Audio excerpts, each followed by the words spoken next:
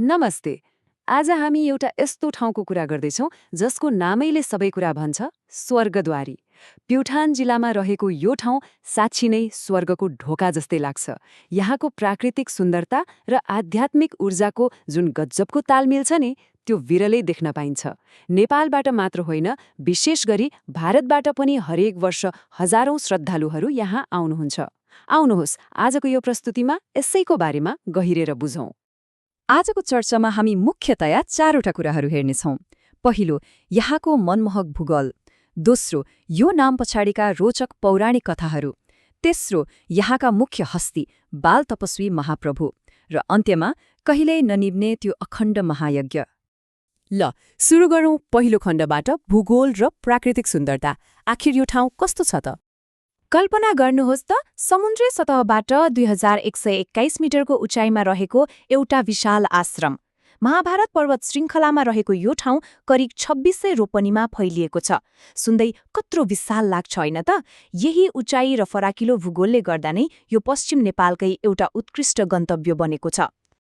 उचाइको कुरा गर्दा यहाँबाट देखिने दृश्यको त कुरै छोडौँ। स्वर्गद्वारीको आँगनमा उभिएर हेर्नुभयो भने नि 8000 मिटरभन्दा अग्ला 3वटा हिमालहरू आँखै अगाडि देखिन्छन्। धौलागिरी, माछापुच्छ्रे, अन्नपूर्ण, नीलगिरी अनि मनास्लु जस्ता हिमालहरूले यहाँको आध्यात्मिक शान्तिलाई झलै सुनमा सुगन्ध थपिदिन्छन्। एकदमै रोमाञ्चक। अब लागौँ दोस्रो खण्डतिर। यस्तो सुन्दर ठाउँको नाम स्वर्गद्वारी नै चाहिँ कसरी रहन गयो त? यस पछाडिका पौराणिक रहस्यहरू के छन्? आउनुहोस् हेरौँ। मुख्यतया यसका 3वटा एकदमै रोचक जनविश्वासहरू छन्। पहिलो भनाइअनुसार प्राचीन कालमा 16 जना महर्षिहरूले यहाँ तपस्या गरेर सिधै स्वर्ग गएका थिए रे। दोस्रो विश्वास अझै प्रख्यात छ। 5 पाण्डवहरू स्वर्ग जाने बेला यही बाटो हुँदै गएका थिए भनिन्छ। अनि तेस्रो कुरा चाहिँ मध्यकालमा दाङका राजा महिचन ठाकुरले तीर्थ जाने क्रममा यसको नजिकै परमधाम देखेको र त्यसपछि यसलाई स्वर्गद्वारी भन्न थालिएको मानिन्छ। हेर्नुस्, यसको कुनै ठोस पुरातात्विक प्रमाण त छैन, तर यी यस्तै कथाहरूले नै त हाम्रो सांस्कृतिक धरोहरलाई यति धेरै धनी र चाखलाग्दो बनाएका छन् नि। अब पौराणिक कथाहरूबाट अलि यथार्थ इतिहासतिर आउँ। खण्ड 3, बाल तपस्वी महाप्रभु।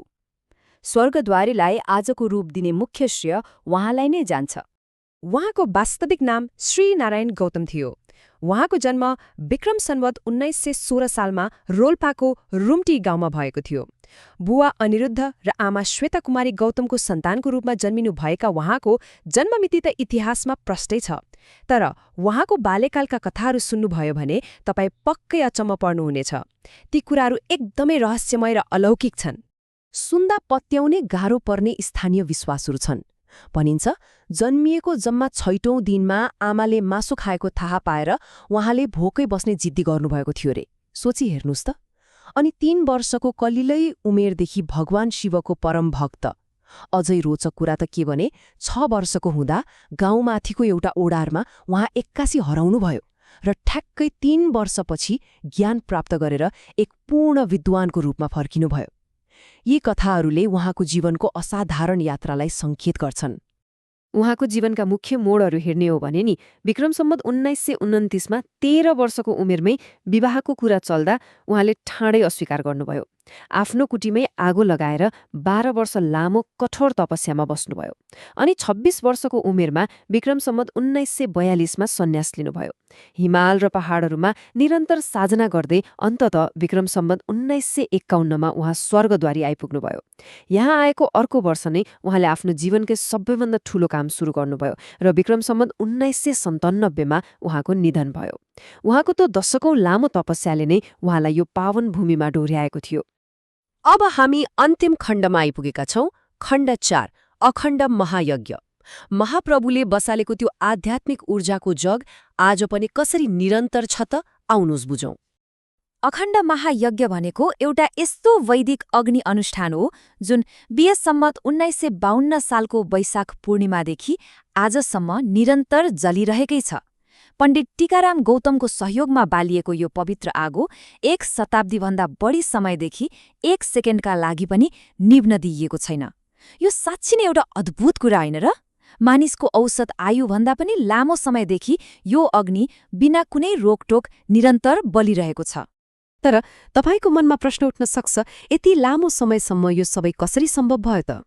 यसको श्रेय महाप्रभुका चेला तथा उत्तराधिकारी अनन्तानन्द गिरी र अन्य समर्पित भक्तजनहरूलाई जान्छ। यसलाई सधैँभरि निरन्तरता दिन विक्रम सम्वत 1999 सालमा गुठी जग्गा छुट्याइयो र 2004 सालमा महाप्रभुको समाधिमाथि एउटा भव्य शिवालय मन्दिर बनाइयो। त्यही गुठीको व्यवस्थापनले गर्दा नै आजसम्म यो विशाल आश्रमको आर्थिक पाटो बलियो छ र परम्परा जोगिएको छ। यसको एकदमै बलियो प्रमाण हो विषम 2004 सालको यो ताम्रपत्र।